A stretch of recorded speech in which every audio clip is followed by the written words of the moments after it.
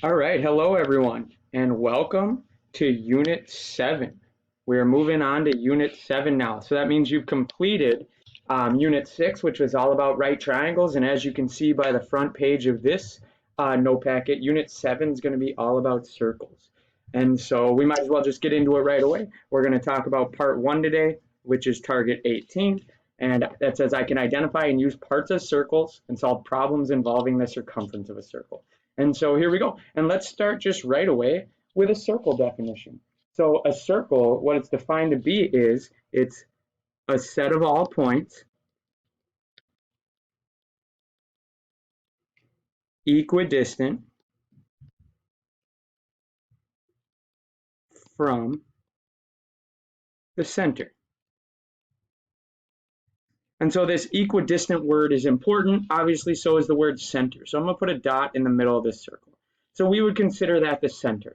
And what equidistant means is no matter which way you go to the outside of this circle, and we'll give this a name in a second, but the distance from the center to any point on the edge of this circle, it's always the same. They are always equal distance away from that center point, which is why we use the word equidistant. Equidistant means equal distance.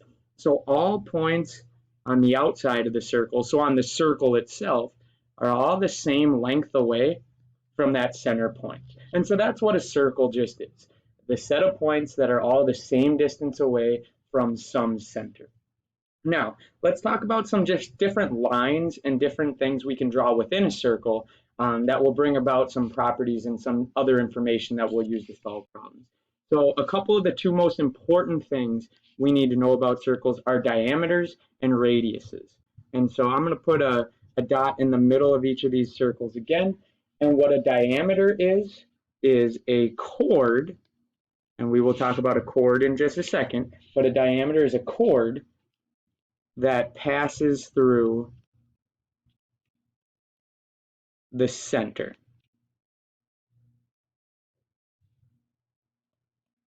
And so it'll look like this. A chord is just a line that hits the edge of the circle in two places. So a straight line that hits the edge of the circle in two places. So that is what a diameter is. It hits the edge of the circle on this side, hits the edge of the circle on this side, and goes through the center.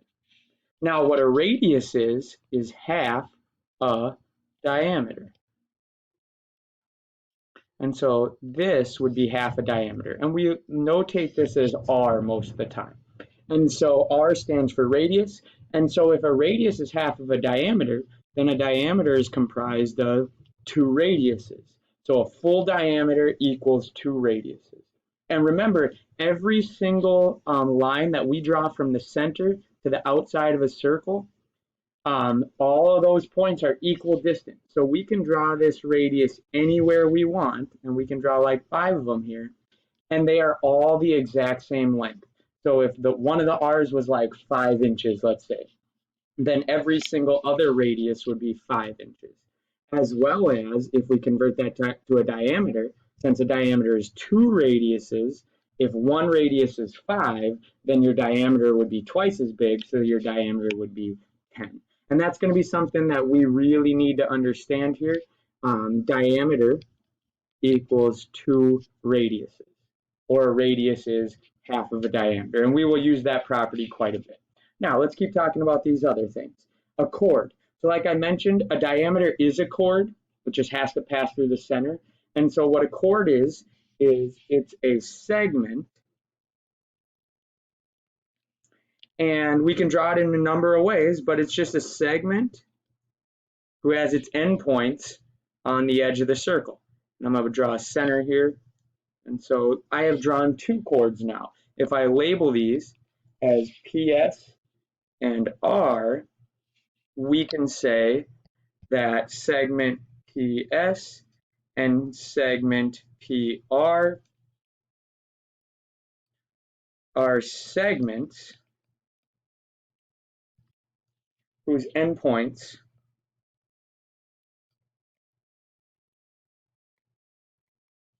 are on the, and I'm going to draw the symbol, circle. And just so you know, that symbol there, a circle with a dot in the middle, means the word circle. And so we'll probably use that notation quite a bit. And so a chord is just any single segment where the endpoints are on the edges of the circle. And so PR is one of them, endpoint at P, endpoint at R. Another one would be PS, endpoint at P, endpoint at S. Now a secant is similar, except for it's a line. And so a secant is like a chord, but instead of, and I'm going to put P and S in the same spot, P and S, but instead of stopping on those points, a secant is a line that goes straight through them. And so we can say line PS this time is a line that intersects a circle in 2 points. And that's the crucial piece of the definition of a secant, the line that intersects a circle in 2 points. So it's like a chord, except for it has arrows on the end. Chords don't have arrows on the end.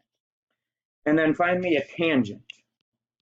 A tangent, let's see, let's go with this one. A tangent is also a line, but this time, a tangent line is only going to hit the circle one time.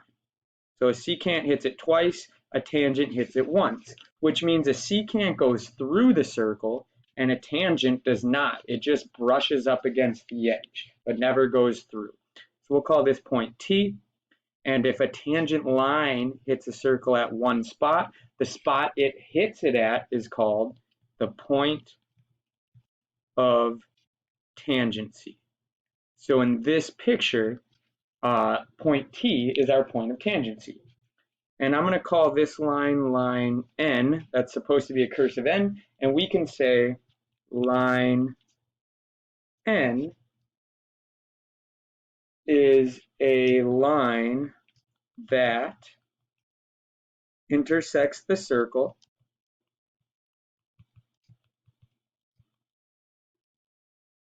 in exactly 1 point.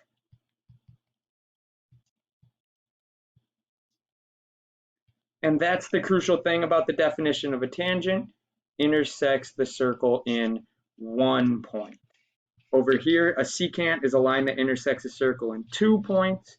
And then remember, a chord is a segment, so no arrows, and it just rests on the edges of the circle, 2 points. All right, now those are some definitions. Let's talk about a couple other things relating to tangents. So what if we have 2 circles, and we have a line that hits both of them just in one place? Anytime a line hits a circle in one place, we call it a tangent. But if we have 2 circles, so it's doing it at the same time, we have different ways that we would describe the tangent. So let's talk about an internal tangent. That would be something like this. Maybe I put a point here and a point here, and this line, and maybe that one's not great. Put it a little bit lower. And we have a line that comes through this circle, hits that circle once, hits that circle once, never goes through any of them, but it's touching both circles at one time. So that's a tangent line, and we call it an internal tangent line because if we put the centers of these circles in here and we pretend like we're connecting the centers, see how our tangent line intersects that imaginary middle line? So that means it's going through the interior of these 2 circles. One way to think about that is it is a tangent line in between 2 circles. And so that's important. And so then if we look at the next one, common external tangent, this is the same thing, it just doesn't go in between. And so if we put like a dot at the top of this circle and a dot here on this circle, we could draw a line, hits the circle only one time, never goes inside. But notice if I put my centers here, C and D, and draw that imaginary connecting line, notice our tangent line never hits that line. So now it's not in the middle or in between these 2 circles, it's on the outside of the circle. So we would say this tangent line is not in between. Oop, that's an M. Here's an N. And so I think that's what's crucial to see here. An internal tangent is a tangent line that hits both circles only one time, and it goes through the middle. An external tangent hits both circles only one time, but it does not go through the middle. All right? All right. Now, let's see how some of these properties can give us a couple problems to solve. So a theorem we want to talk about is a line is tangent to a circle if and only if it is perpendicular. So that's the symbol for perpendicular. I'll actually write the word out too. Perpendicular, that's what it means. And remember, that also means creates a 90-degree intersection. So a line is tangent to a circle if and only if it is perpendicular to the radius at the point of tangency. And so here's how we would draw that picture. Let's just change color a little bit. So let's say we have a tangent line. Remember, a tangent line is on the outside of the circle, hits the circle in one spot. So I'm going to call this line L, and that point of tangency is point P. Let's give this circle a center. We'll call it Q. And then let's connect point P and center Q. That's our radius right there, right? Any line from the center of the circle to the edge of the circle is a radius. And what this theorem over here is telling us is this line is only tangent if the radius and that line create a 90-degree angle. If the radius and that line create a 90-degree angle. So every single time there is a tangent line, if you draw a radius from the center of the circle to the point of tangency, it will create a 90-degree angle. And because of that, we can do different problems with it. And so let's go try this. All right, so in these problems, it says, assume segments that appear to be tangent are tangent. Find the value of x. So when things are tangent, here's a line that appears to be tangent where x is. And then this 6 is a radius. And so since it tells us they are tangent, we know that's a right angle. It has to be. And now you can see a triangle is kind of drawn on here.